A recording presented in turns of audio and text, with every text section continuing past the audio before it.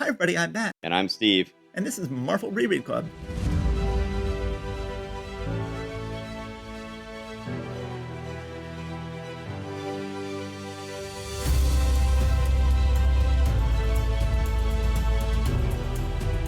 Okay, Steve, welcome back. We are finishing up. We are still recording from the previous episode you may have heard. We are going to go ahead and do the second half of March 1964. Okay, so we are now going to move on to Tales of Suspense, right? And I guess this is your turn. Let's go ahead. We are very much going to set our 5-minute timer. We have more of the cutesy credits in this one. Yes, we do. Written by Stan, When Does He Sleep Lee? Illustrated by Don, When Does He Eat Heck? Lettered by Art, When Will He Learn to Spell Cymex? So, of course, Stan is presumably writing all these credits himself, and often will use them to humiliate his employees in various ways. And we have that already starting here, accusing Art Cymek of not being able to spell. Of course, Stan, you're the editor of the book. You're responsible for typos yourself. So then we get Iron Man. He sees that a box office is being robbed at, this is a vaudeville box office. So apparently vaudeville was still a thing. He saves Umberto the contortionist, but then Umberto the contortionist actually saves himself. He manages to knock out the bad guy using his flips. Iron Man says, "Oh, thanks, you knocked him out for me." But then as Iron Man drags the bad guy away, Umberto thinks, why should a guy like me knock himself out entertaining rubes and crummy vaudeville shows when I could make a fortune by using my talent in other ways? So yes, we have many times in these comics, we have things that I didn't know still existed in the 60s that I associate more with the 20s or 30s. And this certainly falls under that category with a vaudeville show. But so then the contortionist decides he's going to become a scarecrow themed villain. He seems to decide this simply because he's walking down the street and happens to pass a costume shop and they happen to have a scarecrow costume sitting there. And he's like, path of least resistance, I'll become a scarecrow themed villain. I mean, that's exactly what happened. Yes. So then he breaks the glass, steals the scarecrow costume. That's not just speculation on your part. That isn't subtext. That is the text. That is exactly what happens. If you'd been walking by and they had, I guess Batmania hadn't started yet, but if they'd had a Batman costume in the window, he would have become a Batman themed villain.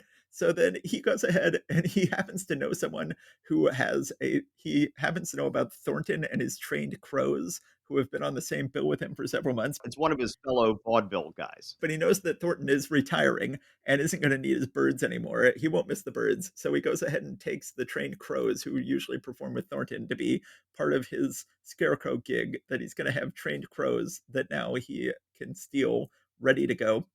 We then cut to Pepper. A beautiful blonde has shown up to date Tony. Pepper just flat out lies and says, sorry, Tony's standing you up. Goodbye.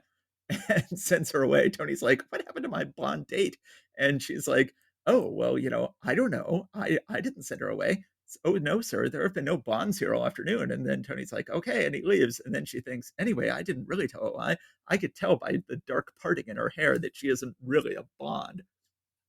So then, of course, Tony and Happy go back to Tony's house, which is in the midst of being robbed by the Scarecrow. Complete coincidence that Iron Man encountered Umberto the Vaudevillian before, and now the Scarecrow is robbing Tony Stark. That's just coincidence. They fight. They go back and forth. Happy is trying to beat him up. Iron Man is trying to beat him up. He ties up Iron Man in a drapery at one point. Apparently that's one of Iron Man's secret weaknesses, is drapery, because it sort of flummoxes him for a while. It's not just drapery. It's ropes pulled by the crows that tie him up. So then the Scarecrow says, I got a better haul than I expected. Here are the plans for some new transistorized weapons Stark is designing for the Defense Department. A millionaire like Stark will pay a fortune to keep these from falling into the hands of the commies, and I'm just the guy to take that fortune from him. It's a little unclear here that the Scarecrow he does not sell the plans back to Tony, but he has Tony give him money, which is just the first installment where he's going to have to pay additional money. But of course, Tony has put a tracking device in the suitcase he's given to the Scarecrow, which is of course a transistorized tracking device. But the Scarecrow then says, I'd be insane to remain in America after stealing these plans. Soon I'll be safe forever in a land where all enemies of America are welcomed, a land where they will respect a man of my unusual talents. Before night falls, I'll be an honored visitor on the island of Cuba. So then he heads over to Cuba, but of course, at this point, Iron Man is tracking him. Iron Man is flying after him. And I'm running out of time. There we go. He goes ahead and gets to a Cuban boat. These are the plans for the new American weapons, I promised you. So apparently getting Tony Stark to pay for the plans, he never intended to sell the plans to Tony Stark and does not intend to extort any more money out of Tony Stark. He was always, I guess, going to hand the plans over to Cuba. But Iron Man has tracked him using the suitcase. and goes and thrashes the Cuban villain, sinks the boat. The Cubans seemingly sink to their death, but the Scarecrow is rescued by his crows, which takes some doing, and the panel is totally unbelievable, but he does it.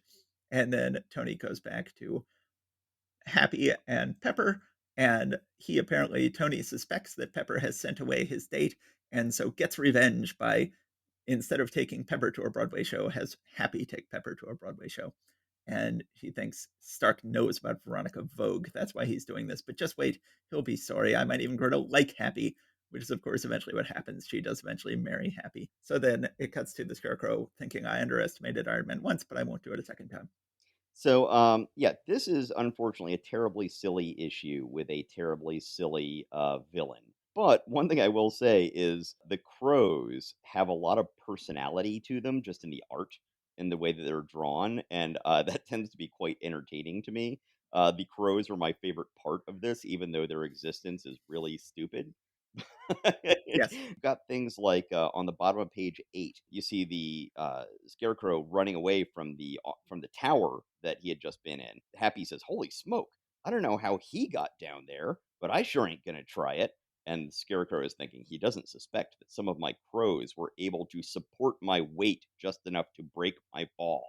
So his crows were able to keep him from falling to his death. I love the crows bringing him the telephone on page 9.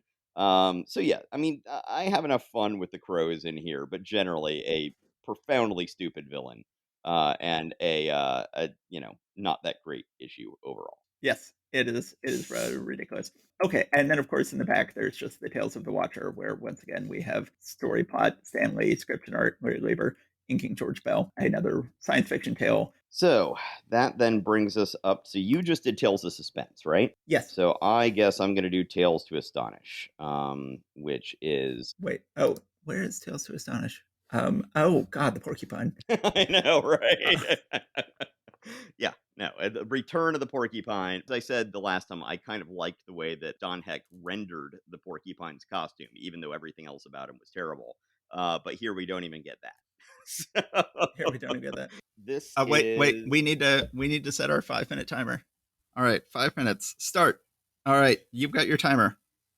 Okay, so this is Giant Man and the Wonderful Wasp trapped by the porcupine. So it starts out with the Wasp and Giant Man doing some kind of exhibition for youngsters gaping below. I'm not sure what the deal is there, but they're doing some stuff up here, which is a little bit weird. Basically, Jane is treating Hank as a tightrope. And of course, then the porcupine shows up and shoots him with some stuff. So he starts falling. Of course, he was the tightrope. He's then telling Jan to shrink so that she can grow wings and fly away. She's like, "Oh, I didn't think of that." I'm like, "Really?" So then Giant Man just does a flip in the air because that will slow his speed and letting his legs absorb the force of the landing. Which as I think you've described this as physics with the English majors, right? Yes. So, but then he lands, he hurts his ankle. The porcupine escapes and then thinks about his last adventures against Giant Man. He then is thinking, okay, I need to take another strategy here. Clearly, just, coming up to him isn't working. So he infiltrates the Giant Man fan club. Have we seen them before? I think we've seen them once before, right? Yes, we saw Yes. them once before, but they were not dressed up in costumes that time. And this time Right. they are dressed up in costumes. They're dressed up in costumes as Giant Man's villains that he's fought, and they're going to go and see him in the hospital, or maybe not the hospital, but wherever his headquarters is, or something like that, to go and cheer him up by dressing up as his villains. Well, of course, the porcupine has just infiltrated this group of kids. This old, 40-something scientist has infiltrated this group of kids, and he's wearing his actual porcupine outfit. You would think this would work where like he just shows up in the porcupine outfit and pretends to be a kid in a porcupine outfit. But no, he shows up as an old man, not in the outfit. He says, I realize I'm considerably older than you lads. I hope you have no age limit for your members. And they say, gee, we never even thought about that. No, if you're a fan, you're a fan. And I guess that's it. Yeah, that doesn't sound sketchy at all. So the fan club goes in and is saying, Giant Man, rah, rah, rah, Giant Man, sis, boom, bah.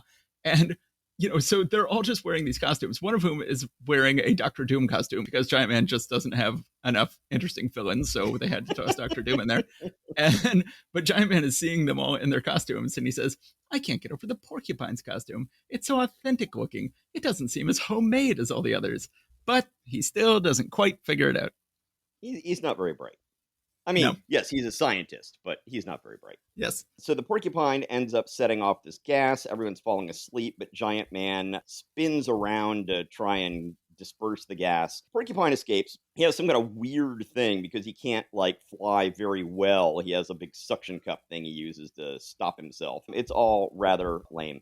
But then he had lured Jan away and trapped her in this taxi that he had downstairs, and then had brought her back to his headquarters and then traps her inside. But as it turns out, he had made it so that she could escape relatively easily, so that then he could send some kind of homing device to follow her back to their house.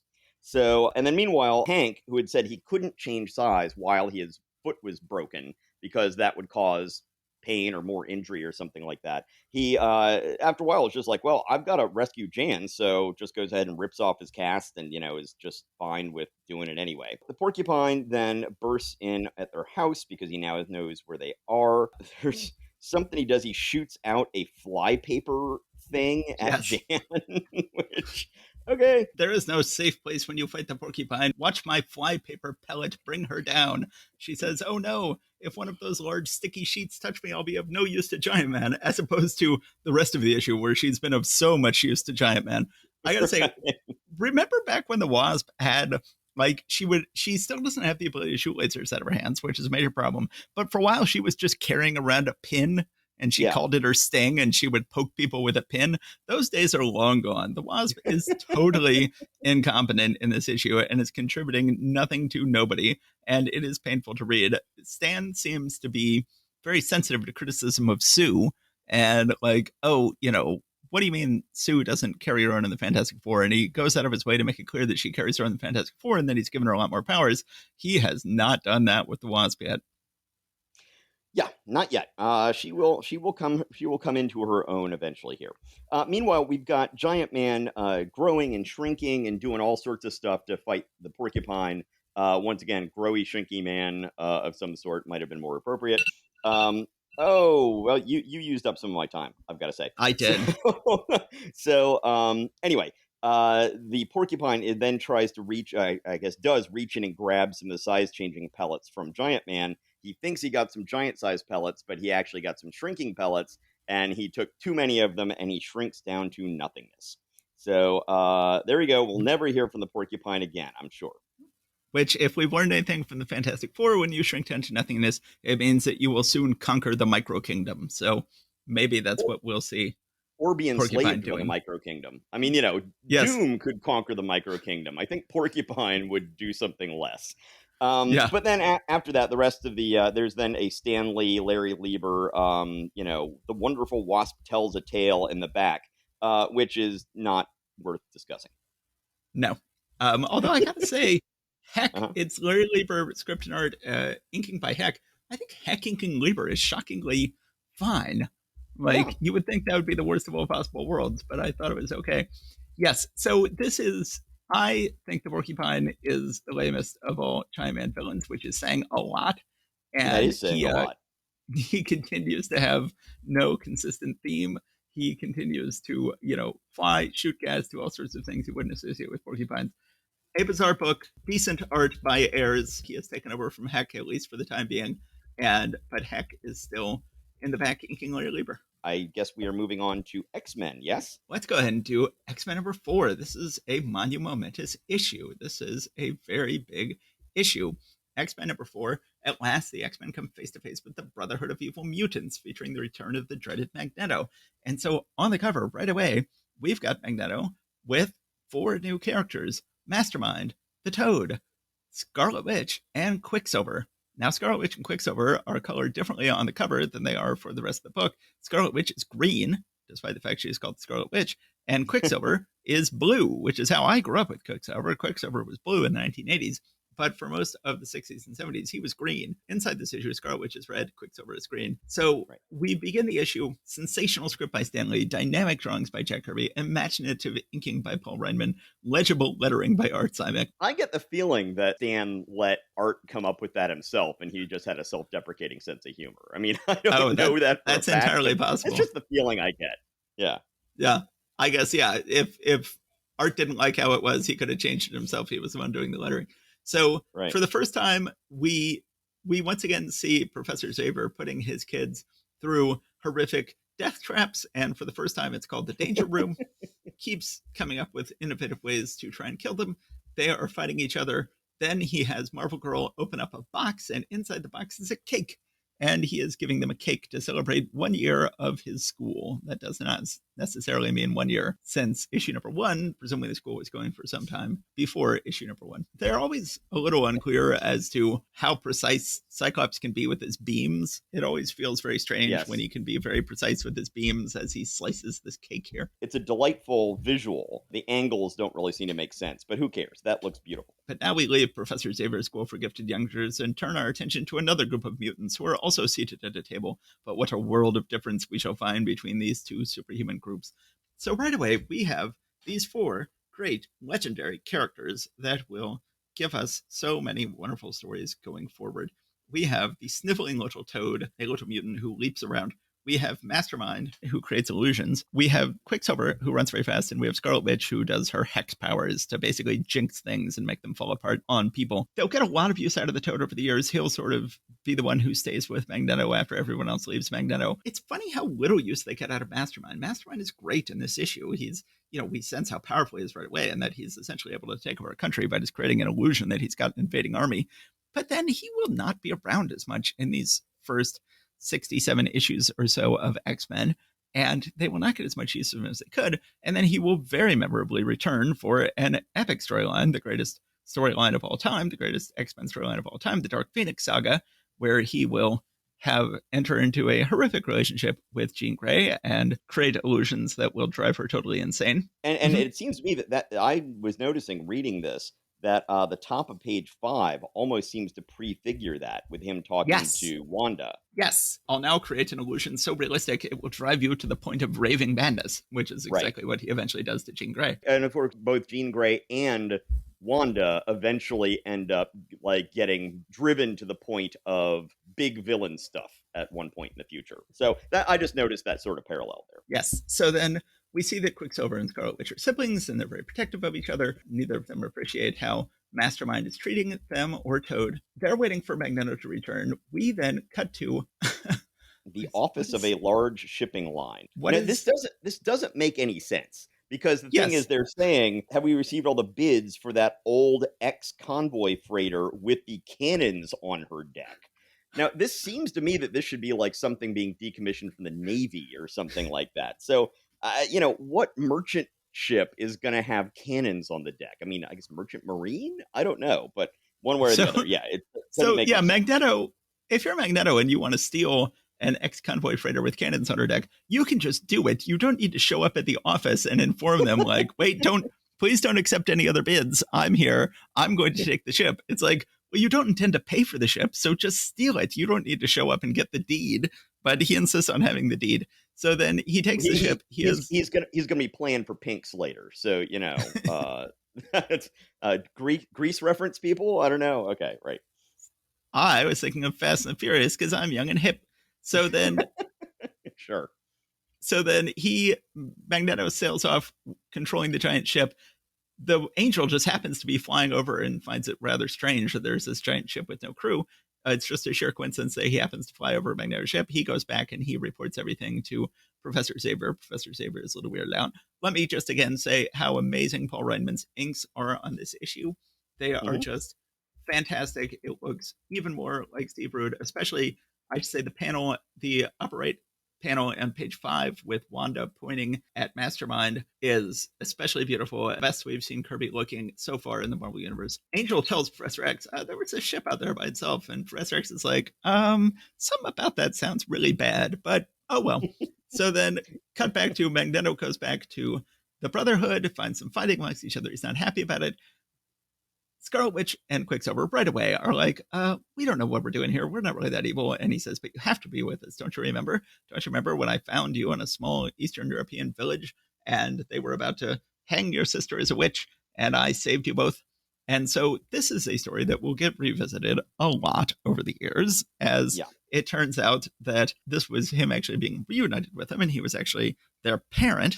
And then only much later do we find out when Marvel loses the rights to make mutant movies that he is in fact not their parent and they are mutants and they aren't mutants and everything goes back and forth a million times. But Yes. and then of course the one question I always had as a kid is like, well, wait, how could it have been a shocking reveal that Magneto was Quicksilver's father when they have the exact same hair? But of course, they don't reveal. We never get to see Magneto with his helmet off until like issue 65 or something. People just had no idea they had the same hair because we never got to see Magneto with his helmet off. So then Magneto announces to his team, we're going to take over a country. We're going to take over the tiny republic of Santo Marco. We're going to take this battleship I've got and we're going to go take it over. Inevitably in these comics, nobody ever acts on these things before stuff has time to make the paper. The papers, Yeah. there's a short turnaround time in the paper. And in these days, when we're used to lightning fast communication, it always shocks me that whole news cycles go by before people react to anything in these things. But so he's reading it in the paper. He calls up the X-Men. I just love the pictures of the X-Men, just what they're doing in their downtime before they get this red alert. Beast is reading his books with his glasses on and writing on a chalkboard with his toes. Writing some sort of mathematical equation. Yes. Jean is doing calisthenics. Warren is just listening to a hi-fi system, it looks like. And Bobby is, of course, eating ice cream. Still hasn't been made clear that he can create his own ice cream, which will be made clear in a couple of issues. But he certainly loves ice cream, and that surely can't be a coincidence with him being Iceman. We don't get to see what Scott's up to, oddly enough. Yeah. But so then we see they find Professor Xavier seemingly asleep. Professor Xavier is actually having a little mental conference with Magneto. This is something that they would occasionally do, even though Magneto wasn't generally shown as having psychic powers. There was sort of like he had a special psychic bond with Xavier, and they would chat psychically on several occasions, and at times Magneto even seemed to be able to initiate this. They have an argument about we must use our powers to bring about a golden age on Earth side by side with ordinary humans. Magneto says, never. The humans must be our slaves. They are not worthy to share dominion of Earth with us. So again, it was later, people these days talk about like, oh, the racial stuff wasn't a big deal in the early issues. It was here. Cut to Santo Marco. We then get just a really badass sequence showing how badass Mastermind could be. You know, this very scary army is marching in. The whole town is surrendering. It's just a illusory army that they have. I guess, do they have a few actual soldiers? Well, I mean, they've got one actual, ship with guns on it. But I think that's about it. I think they essentially just end up co-opting the existing military there, as far as I can tell. Oh, okay. So they just take control of the existing military using their illusory military. I mean, that's what I think, but I'm not 100% sure. Yeah. So then, I mean, obviously there's somebody here because then the X-Men, this is all very similar to like an episode of Mission Impossible, which I guess wasn't on TV yet, but they all have to sort of enter the country in their civilian identities and sneak into the country. And then they're plotting within the country about how to do it. They decide to attack the castle where Magneto and the Brotherhood of Evil Mutants are. Of course, one of the big problems with this issue and with this concept is that they call themselves the Brotherhood of Evil Mutants, and we're about to have the Yes. Masters of Evil in the Avengers. I don't think that they would have called themselves evil. Like, it's one thing, the Masters of Evil, like, at least the Masters of Evil are like, we're here together because we primarily hate the Avengers. We're willing to accept our place as bad guys. We're basically evil. But the Brotherhood of Evil Mutants really thinks of themselves as the good guys. It was much Yes. better in the Ultimate Comics where they just called themselves the Brotherhood, which is a much more logical name. Isn't that what they So then, eventually went to calling them in the 616 universe eventually years and years later? that would totally make sense. Let's assume they did. So then they decide to attack the castle. First, the Beast tries to climb the walls and gets in a fight with the Toad. They are similar characters, but they complement each other well. We then see Angel try to attack. He then gets attacked by Quicksilver. They have a nice little fight, but then Scarlet Witch comes up and makes something fall on the Angel. That's sort of the only way they really knew to use her powers early on, was just to have her hex make stuff fall over. There's a bit of a misunderstanding where Marvel Girl thinks that the good guys are the bad guys, and she is hurling spears at them. The women just do not come off well this month in Marvel Comics. Jean does not seem like she is being very helpful, slightly more helpful than the Wasp, but that is not saying anything. So then they think they're surrounded by fire. they're like, oh, what are we going to do? Professor X then shows up and rolls right through the fire. And it's like, nope, that was Mastermind Fire. You guys are being tricked. Let's go tackle the bad guys. Magneto at this point has decided, okay, we're going to lose. Let's go ahead and set 2 bombs. 1 bomb to blow up the castle and another nuclear bomb to blow up the whole country. And Quicksilver's like, well, I can understand blow up the castle, but you really shouldn't send a nuclear bomb to blow up the whole country. And Magneto's like, what you going to do about it? So then they're going up to the door. On their very ADA compliant fortress here. This Yes. is, lots of ramps and all sorts of stuff that a person in a wheelchair can just quickly wheel down, which was pretty advanced for a Central American country in the 60s. Yes, it's very impressive. So then Professor X and the X-Men are going up to a door. Xavier knows that the door is triggered with a bomb. He throws himself at the door, which is a pretty impressive feat to do when you're in a wheelchair. It blows up and he gets completely, they say, he's still conscious, but he's delirious in his eyes. They are so glazed. Cut to Magneto and the Brotherhood of Evil Mutants getting away. There's a fun panel where they're all sliding down a chute together. But then at the last minute, Quicksilver says, I'm going to go back and dismantle that nuclear bomb because that just wasn't cool. That wasn't cricket. We can't do that. And then, but decides to go off with Magneto anyway, because of course they think they owe Magneto their life. So right away, we've got it set up that eventually Quicksilver and Scarlet Witch, they're not really evil. They'll eventually turn good. They don't want to nuke a whole country. The X-Men then go back and find that Professor Xavier has lost his powers. Says he's alive, but something terrible has happened. His brain seems to be affected. His brain, but that's his greatest weapon. And he says, leave me. I'm no good to you anymore. The explosion deaded my mutant mental power. I can no longer read minds or throw my thoughts. Go after the evil ones. Forget me. Forget you, sir. Never. We can't desert you when you need us the most. So they let the Brotherhood get away. And they stay with Xavier, wondering what they're going to do now without his power. So already there's a sense that Xavier is too powerful. Lee is going like, I sort of screwed up. We've had a couple of issues where Xavier just comes in at the end and lowers the boom and uses his mental powers to take care of everything. And that was a mistake. And we need to come up with what turns out to be one of many different ways to deny Professor Xavier's power to the X-Men. This is, as you said, a momentous issue or monumentous, in that it introduces the Brotherhood, or the Brotherhood of Mutants, or in this case, the Brotherhood of Evil Mutants. Once again, the whole thing about Quicksilver and Scarlet Witch being complicated right from the get-go is not something I would have assumed looking back on this stuff. That feels kind of like the thing where they're develop a little bit of a personality as time goes on, and it's like, oh, okay, why are these characters acting the way they are? But no, I really like the complicated backstory they have and their complicated motivations right from the get-go. Yes. The Toad is just very much a toady. I mean, he is I think that's the whole thing. It's like, oh, here's Magneto's toady, so what's he? Well, let's just call him the Toad, and he sort of hops around like a toad. Sure, why not? That sounds superior to regular human beings, and so he So can take over the earth. when I read these comics to my kids, when I read these comics to my son, I was pretty good about having hundreds of different accents. I just finished reading him the Harry Potter novels, and I certainly had 100 different accents for Harry Potter, and I've got at least 100 different accents for Marvel Comics. And the Toad is always Peter Lorre. Yeah, no, that totally makes sense. I got you on that one. What other closing thoughts do you have on this issue of X-Men? I think this is an absolutely beautiful issue with the Kirby Reinman art. I think we've only got one more issue after this of Reinman, then he disappears from the Marvel Universe, and that is tragic.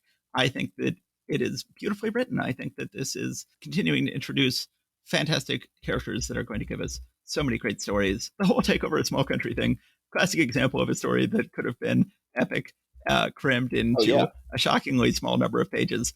But it's a lot of fun. Absolutely. It's funny. We were talking, both of us going back and re-listening to our previous episodes. I keep on hearing these little things that I do, like saying "absolutely," and I'm like, wow, I do that a lot.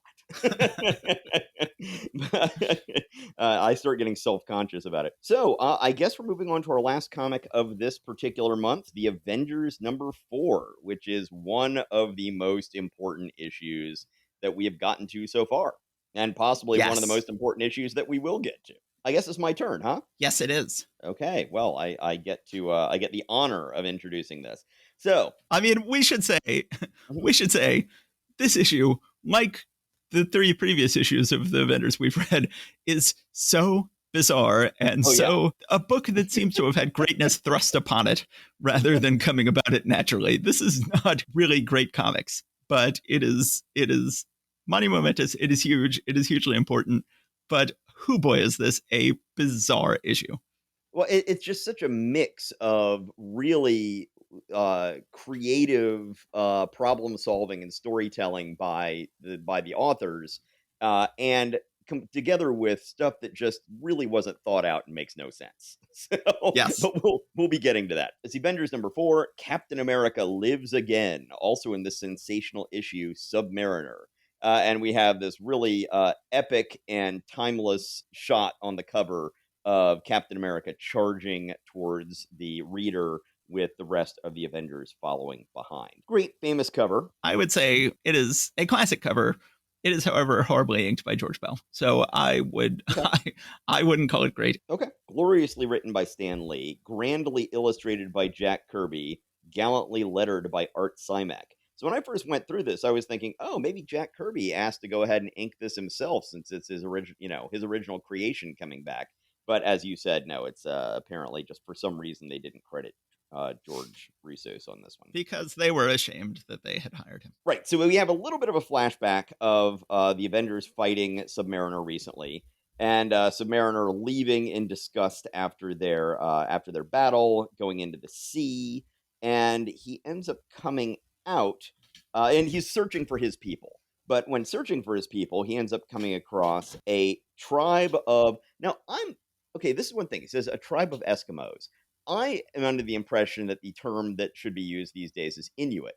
Although I brought that up in some other forum, and someone was like, well, the Inuits are a particular group of those sorts of people, and people who are not Inuit, but also under the umbrella of what we would have called Eskimo, don't like it when you call them Inuit. And then someone else was like, oh, well, in Canada, basically Eskimo is the preferred term. And then just, so I don't know. Anyway, one way or the other. If it is offensive, I apologize. I am very unclear on this. But he Yes, finds, I am he as well. finds, he finds a group of, as they describe them in here, Eskimos, who are worshiping some sort of ice block that has a human form inside of it. Submariner, like any colonizer, comes in and finds the native people worshiping or using some unique looking object, and it's like, oh, hello, I must go find what this thing is. Hello, I will go ahead and take it from you and destroy it. So he does so, but then he can't really do much. He's just, basically still lashing out in impotent fury about his plight. So, but this ends up dislodging the frozen Iceman and sending him into the ocean, where then he starts thawing. So, okay, two really bizarre things when we get to page 4. So many One, bizarre things. yes, one, the Avengers are in an undersea craft and happen to find Captain America. There is never even an attempt at an explanation for why all of the Avengers are in an undersea craft. It, No, there's no. no mention of, hey, we're looking for the Submariner, or we're doing some research for something, or any of a number of things that they could be doing. But no, they're just like, oh, hey, look, here are the Avengers in their undersea craft, and hey, what's that body floating by?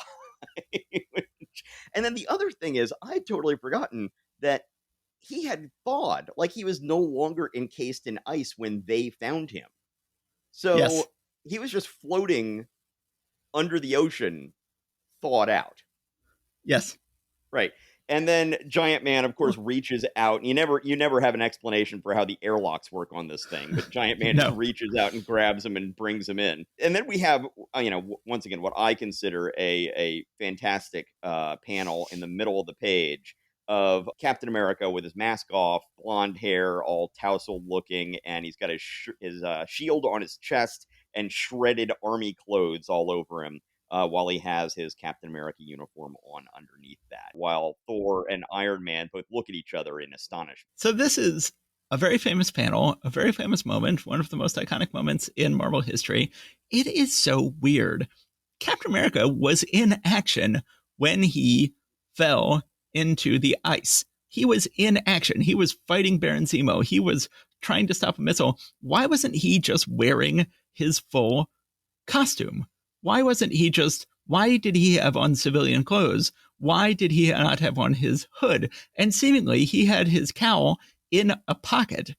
So he's got his cowl, but he wasn't wearing it on his head. And he's got his shield not strapped to his back, which would be strange enough given that he was in action at the time, but strapped to his chest. Like, why would you put on your Captain America outfit, then strap your shield to your chest, then take off your cowl, put it in your pocket, then put on army clothes over your Captain America outfit and over your shield, and then go into action? It is so strange. It would make so much more sense for him to just be in his Captain America outfit right here with his shield on his back, wearing his cowl. Let's just say that maybe our headcanon here is that that's not civilian or not army, an army uniform that's shredded on top of him. That's just seaweed. And then, and it's not like the shield is strapped to his chest, but it's just when they pull him in, that's where they set it down. I think that's gonna take care of probably at least three-quarters of your problems if we just go ahead and decide that's what's going on here. Okay, I'm willing So to do that. so anyway, Captain America suddenly comes to and he's shouting, "Bucky, Bucky, look out! You can't kill him! You can't kill Bucky! I won't let you! I'll smash you all!" And then the Avengers have to restrain him, and he's then like, "Wait, what's going on? Who am I? Where? How did I get here?" So then he puts on the rest of his costume and says, "I am Captain America." The Avengers were like, I don't know, man. We haven't heard of you in a while, and why aren't you old? And we don't seem to think about this. So they basically sort of more or less have a fight, and then they're like, oh, okay, no, by the way, he fights, we buy it. And where was it here? Like right early on, before he really should know that he's been frozen for decades. He says something about like, yeah, forget that I was once the man the world called Captain America. He does not yet know he's been asleep for 20 years when he's saying I assume this. that we have not heard all of the dialogue that has happened, that they have had some time to talk to him about what has happened off panel here, because yes, he seems to have figured out the situation a little too quickly. So then we get the flashback to Bucky's death, and it is, they've retold this story many, many, many times, including in the Captain America, the First Avenger movie, which is, no, actually, that's not very true to this, because in there they had already had Bucky fall to his seeming death. Earlier in the movie, Bucky and I guess Captain America as well, right there, he's as Steve Rogers. He is in his Steve Right. Rogers uniform there, But so they're he in must have. action. Why aren't they in action as Captain America and Bucky?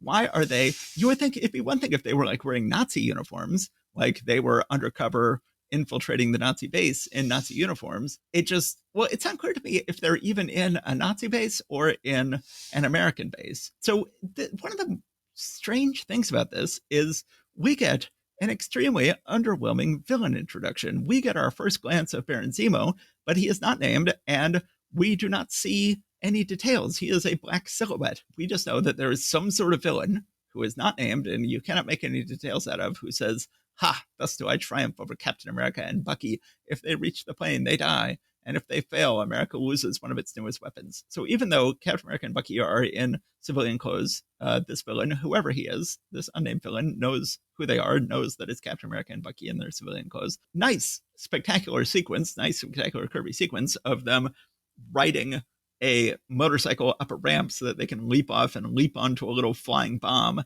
and try to defuse it. They'll be more clear over the years of why Captain America let go and Bucky did not, which doesn't Mhm. really seem in keeping with Cap's character. But they'll sort of explain that better over the course of years. But in here, it's not exactly clear. It looks like Cap's just like, we'd better give up. It's booby trapped. And Bucky says, "You're right, Cap. I can see the fuse. It's going to blow." It would be made clear later on. Well, sometimes it would be made clear that Bucky specifically sacrificed himself, but it's not exactly clear in this issue what exactly goes on. Right. I think that sometimes they basically show that he basically kicks Steve off of the drone or whatever at some point. Yeah. Like, I'm saving you by knocking off of this thing. But anyway, we then see him plunge into the icy waters. So then we return to New York. Let's see, they've got a lot of press showing up there. I'm trying to remember why. So Oh, they know right. they know we went after the Hulk. They expect a big story. There you go. But they get a different big story than they thought. Well, I guess they're going to here. We think that they're going to. See, a blinding flash takes place, and then all the Avengers seem to be statues now. And the press, once again, they're all just like, "Oh, that's a crummy trick." It's like, "Oh yeah, we're not worried about them having turned into statues. We're just mad at them for not actually giving us what we want." Because So people are terrible to the heroes of the Marvel Universe. Says, probably some kind of trick the Avengers used to duck out of an interview. Like, you just saw them, suddenly freeze, turn to stone statues as if they had been seen by a Medusa. And they're just like, that's a pretty crummy trick to pull on us after waiting all day for this interview. Let's go find them. They couldn't have gotten far. So they just think that, I guess they think that somehow the Avengers have run away and replaced themselves with statues to get out of being interviewed. And then Captain America, who for some reason wasn't with them right away, I guess he was waiting to be introduced and then eventually gives up. And then he comes out and he's like, huh, that's interesting. There are statues of the Avengers here. Oh, in such strange poses. Anyway, yeah, off into the city.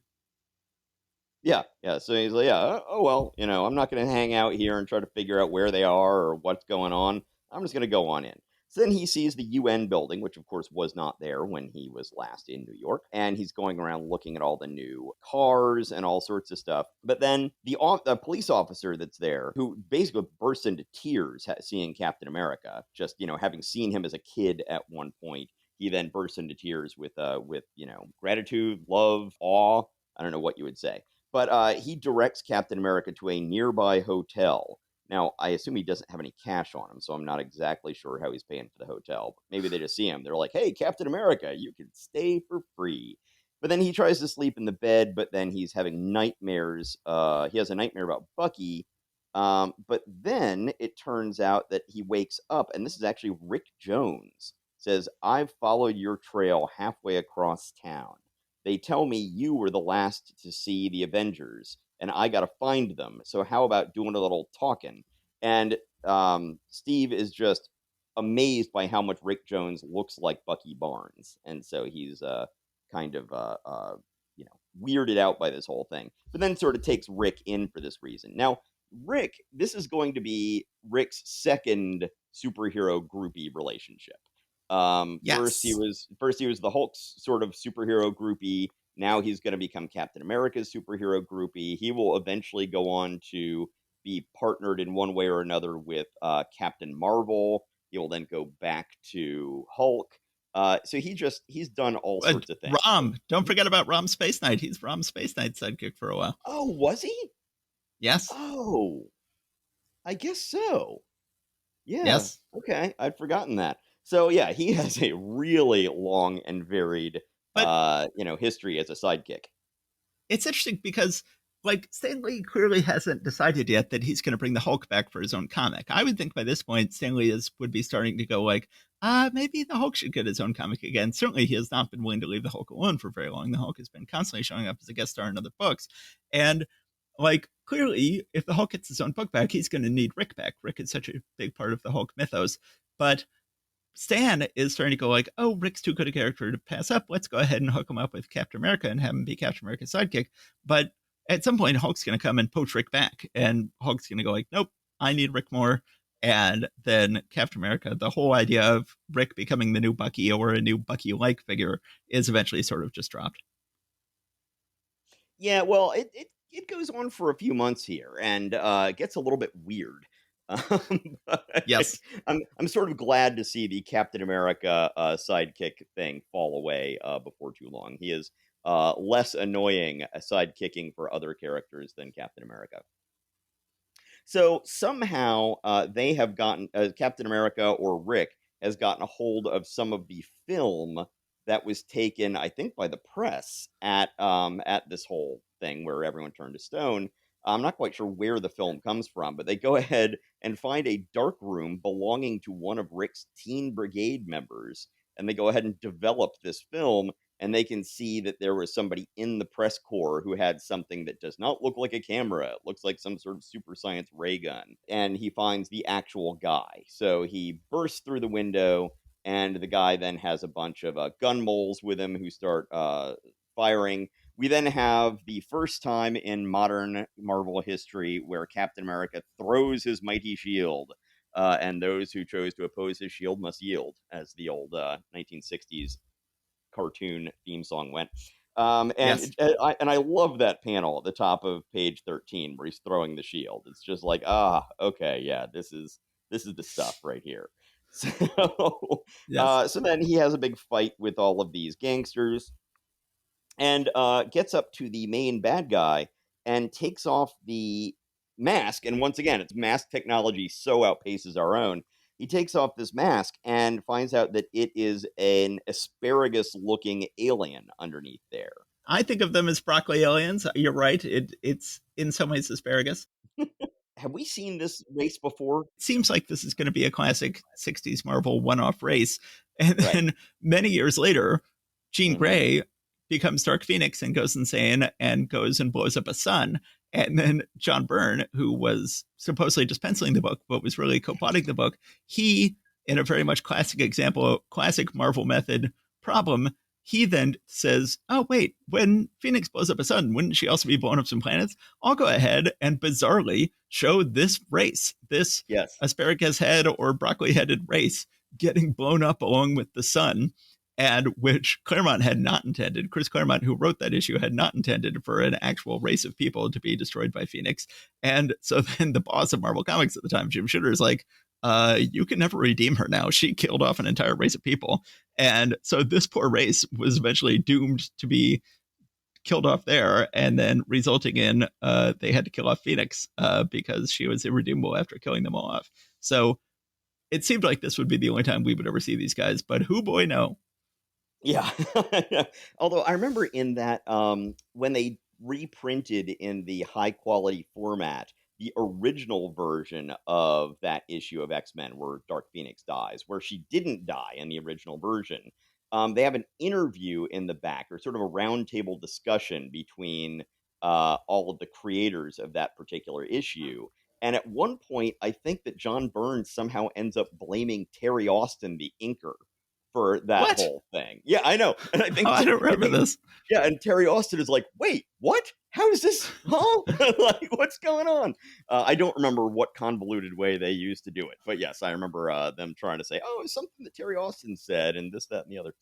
Anyway, one way or the other, they take off the mask, and it's this some kind of vegetable looking alien here. The other goons were human, and they are like, he was like, Captain America says, I was right, you're not a human. And they're like, holy cow, look what we've been working for. Let me out of here. I had it. Me for the straight and narrow from now on. So they all run away, and it's just Captain America and the alien guy.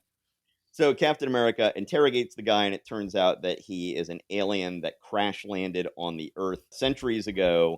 But his ship got buried in the silt in the ocean, and so he's just been hanging around ever since. He has, turned men to stone, and because he has this sort of mop head, supposedly this was the source of the legend of Medusa. That people saw people turning to stone with this figure in the background with this crazy hair, and they said that's what Medusa is. So he then says, "Hey, you know what? We can probably get you back to where you're going if you know, release the Avengers from the spell." He's like, "Oh, really? Yeah, okay. Let's go ahead and do that." He says, well, why'd you turn the Avengers to stone? It says, because the one who calls himself the Submariner found me some days ago, told me he would free my ship from the ocean depths if I would turn the Avengers to stone. I had to do it. So everything has come full circle now. We've come back to this being an issue about the Submariner. And but then he says, he goes like, well, you don't need Submariner's help. We can help you. Turn the Avengers back from stone, and we'll get your ship out, and we can just cut out the middleman. We can just cut out the Submariner entirely. So then, meanwhile, we cut back to the Submariner, who is underwater, and he happens to see some of his elite guard swimming by. So he's been looking for his people. He sees some of them here, and we see him go off with them or go off to follow them. But then we don't find out what's going on there until later in the issue. So the Avengers then accompany this alien to the site where his ship had buried itself in the silt. They free the ship, and the broccoli-headed guy gets in it, and he's going to take off. But then, while he's in the ship, Submariner shows up with his elite guard. So apparently, his elite guard have not given up on him. They have been looking for him and are still loyal to him. With them, he attacks the Avengers. There is a big fight, which is quite spectacular. Of course, Oh, Jan just ends up, buzzing around his head like a mosquito or something like that, which just sort of yeah. like, So she desperately needs her lasers. She desperately at least needs her pin back. She needs something, but she does at least get to do a little bit of good, just quickly flying in circles around Submariner. And he says, "What is this? I cannot see because I've got this little superheroine flying around in circles around my eyes." It is pretty pitiful.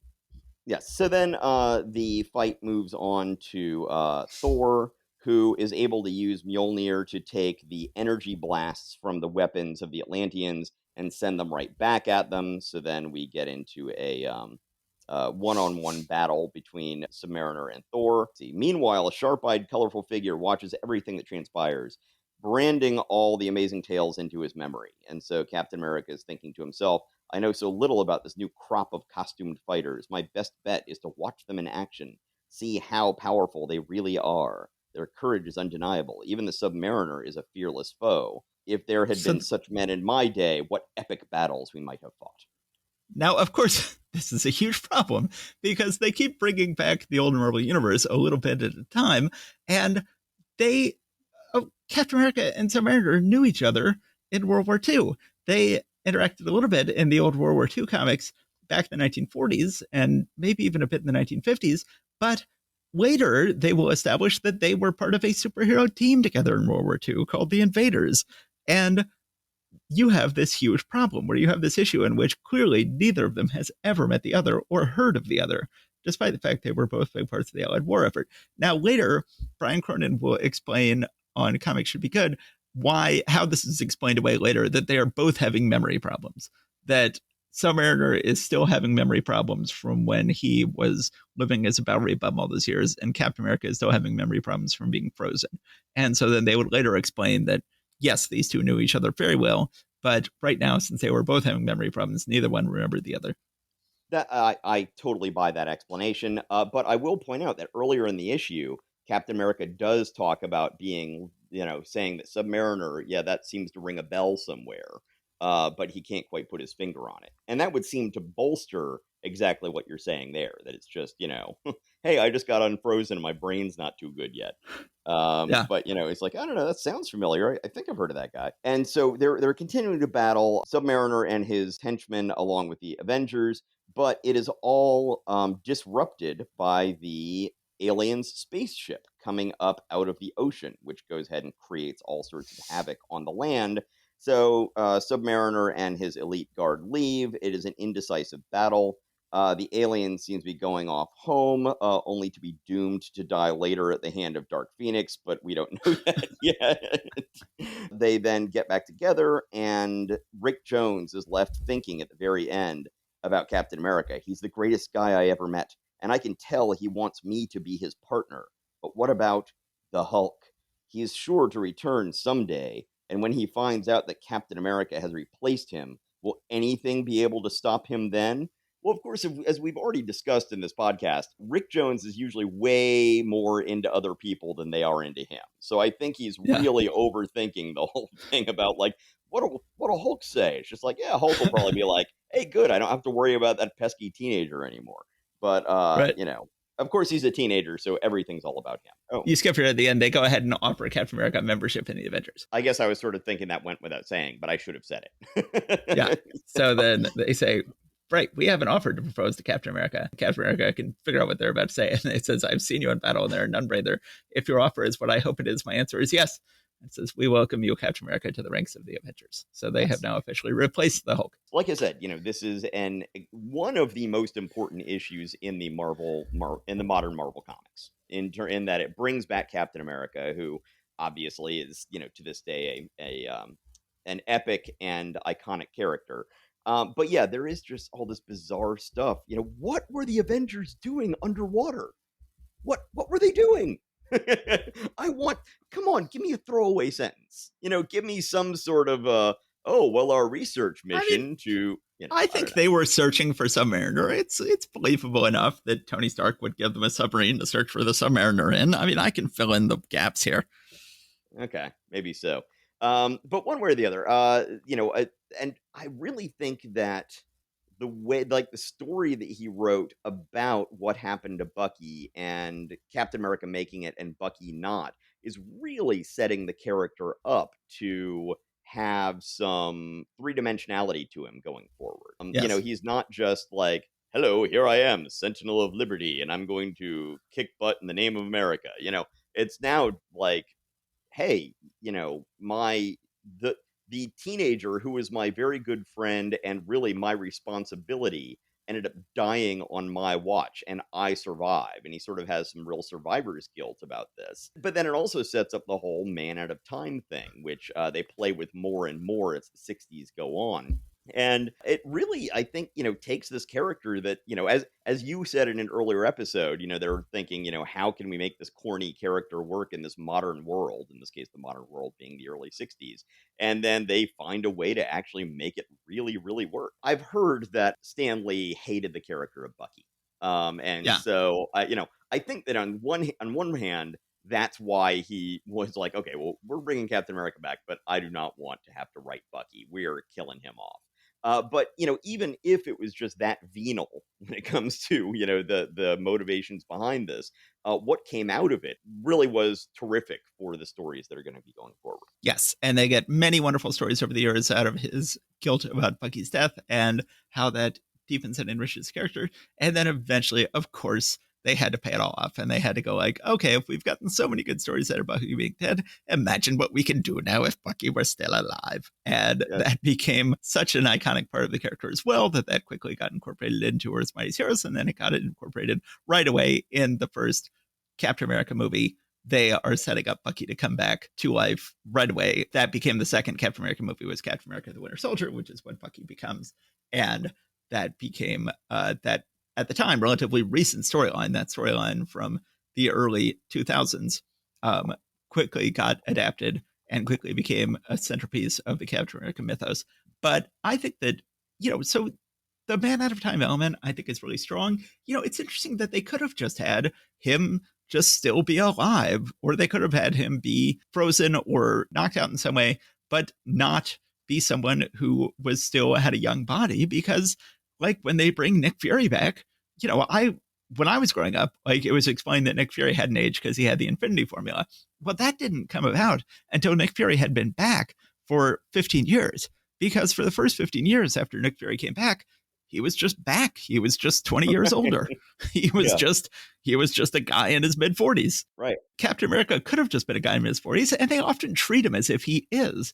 When he ends right. up leading the Avengers, Hawkeye is constantly calling him Methuselah and saying, like, gee, I don't need some cranky old timer like you. And it's like, what do you mean cranky old timer? Like, chronologically, you're probably older than Captain America. You at Yes, least had a whole life bumming around as a carny. Like, Captain America probably got, drafted at age 18, and now he's still basically like a 20 something in his mind and in his body. He's not the cranky old veteran they treat him as in the Avengers going forward. So, but of course, it turned out to be very smart to come up with a way to freeze him as the timeline got stretched out further and further and further, and they could have him wake up later and later and later. And they, as I said before on this podcast, they talked about just having him be a new character in the Ultimate Universe. And they're like, and Mark Millar is like, no, I want to keep the out of time element. Mark Millar in the Ultimate Comics has a much better version of the waking up scene. They then do an even better job with it in the Captain America movie. This waking up scene is just bizarre. This whole comic is just bizarre. It is not very the writing is not very good in this comic, and neither is the art. Right away on page 7, everything that is iconic about this issue is over with on page 7, and suddenly a broccoli guy turns the Avengers to stone, which nobody remembers being part of this issue because it is completely bizarre. It has nothing to do with all of this iconic stuff we've just gotten about Captain America and Zemo and Bucky and all of that stuff. And it is just sends this issue off in a bizarre direction. And it is a tremendously iconic first 7 pages and a tremendously forgettable 20 pages after that. And they have largely been forgotten. So, Yes. very well described. Okay, so that is March 1964, a tremendously huge month. We've got Captain America back. We've got Quicksilver and Scarlet Witch. We've got a lot of huge things going on. And most importantly, we have Porcupine back, which is I that is the most iconic, huge moment in all of Marvel history. And, and really all of Giant Man's fan club, not just the Porcupine, Giant Man's entire fan club. Oh yeah, they're a group for the ages. Okay, guys, we will see you soon. Okay, thank you very much, America, and the rest of the world. That's right. I'm the one who's turning into a jingoist here. Thank you very much, everybody out there in podcast land, and yeah, stay safe out there. I know that COVID's on the rise again here. Our mom just got it this past weekend, and she's getting better at this point. But stay safe out there, everybody. Yeah. All right, bye, guys.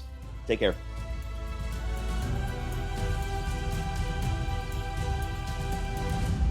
Thank you for listening to Marvel Reread Club. Please subscribe and rate us wherever you found us.